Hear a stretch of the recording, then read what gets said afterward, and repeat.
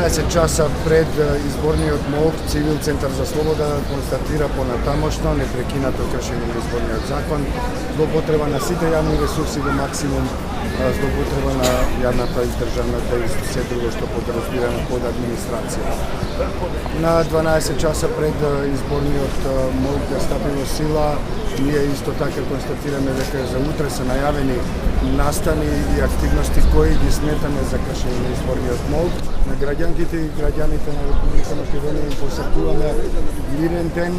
утре и заутре им посакуваме што е можно повеќе демократска атмосфера, без оглед на тоа што и веќе досега утврдивме сериозни нарушувања на тој процес. Можеме исто така да апелираме до нив дека 24 часа дневно ќе бидеме на располагање онлайн и на телефон да ги примеме нивните информации за нарушувањата, односно прекршувањата на изборниот закон. Апелираме до избирачките